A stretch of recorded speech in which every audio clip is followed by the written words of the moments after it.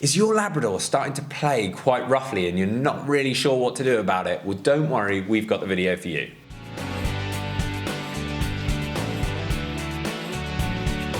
Welcome back to the Fenrir Labrador Show. My name's Joe and I'm a certified canine leader here at FenrirCanineLeaders.com. We are dedicated to helping you learn everything you could possibly want to know about the Labrador and then how to become a high-level canine leader so you can raise your very own.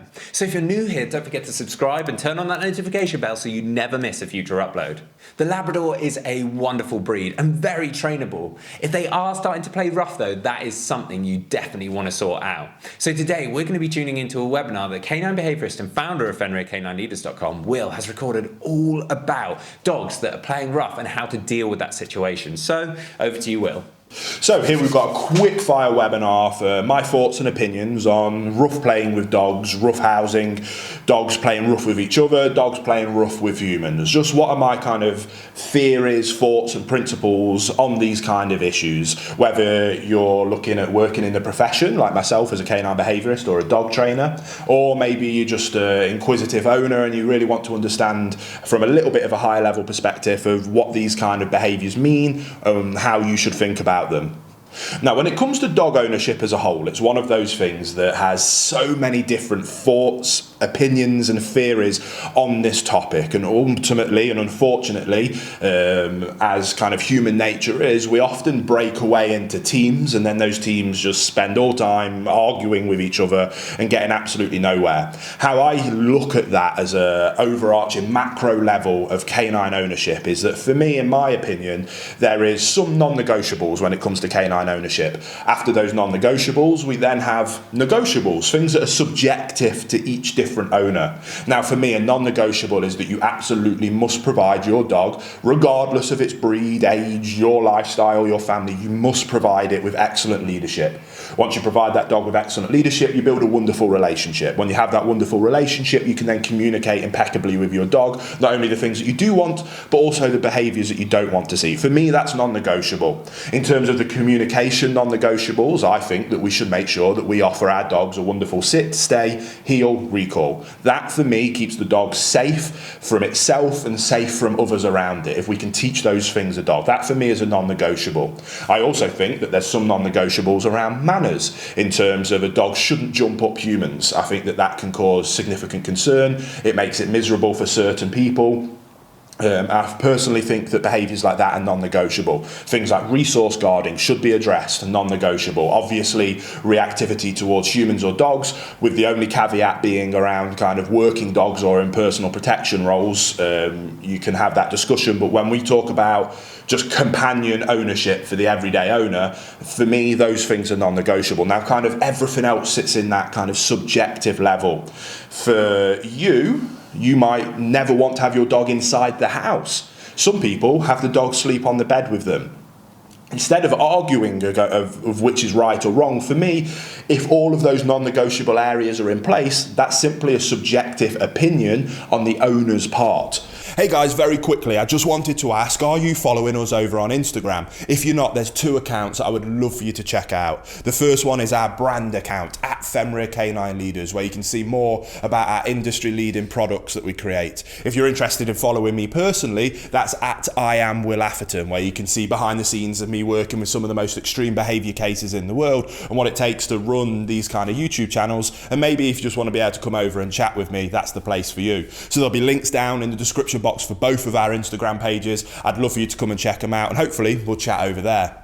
Now, there's tons of different examples we can give there, but the one I want to dial in on in this video is around rough play.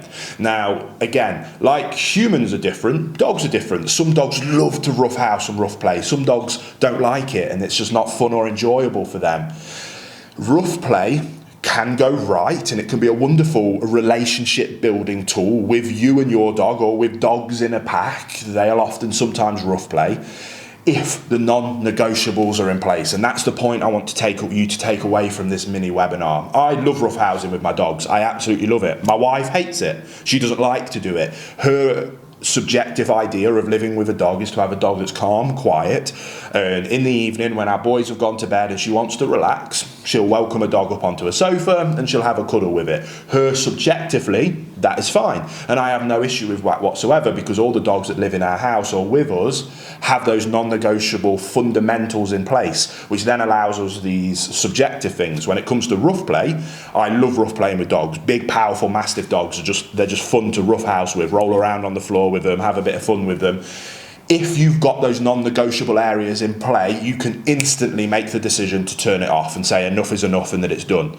You initiate play as the leader in that dog's life and the leader in that relationship with your dog, and you say when that behaviour is enough and that you want to stop. It really is that simple. If you don't have the ability to stop roughhousing and decide when to start and decide when to stop, then you have a fundamental non-negotiable problem in your leadership, relationship and communication with your dog. If you are in that category, then I don't think roughhousing is a good idea with your dog.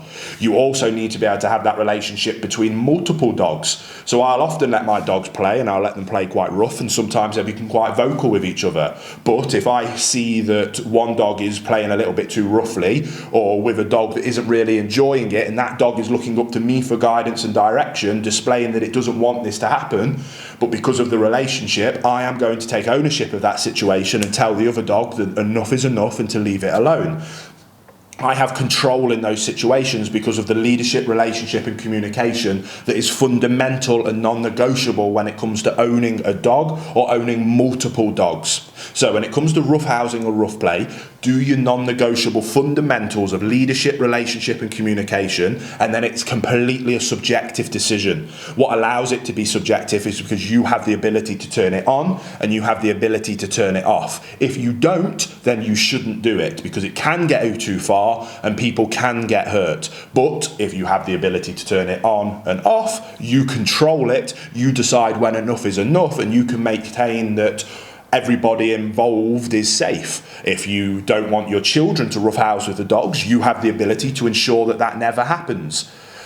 Do you see the point we're trying to make? So I don't want to keep banging on about it, but non-negotiable fundamentals of leadership, relationship and communication with your dog will change everything. That then allows you to make your own subjective decisions on what you deem acceptable with those grey area things, because you have the ability to keep yourself, the dog and everybody else safe and in control. Focus on the fundamentals and everything else is easy, and everybody doesn't have to spend all day arguing on the internet about whose theory and whose approach is right or wrong. There you have it, guys. You can put some of those things into practice straight away with your Labrador to stop them from playing rough. I really hope you enjoyed today's video. If so, get involved in the comments down below, as we would love to hear from you. Don't forget to subscribe and turn on that notification bell, as we have 2 dedicated videos coming here every single week. So I can't wait to see you in the next episode of the Fenrir Labrador Show.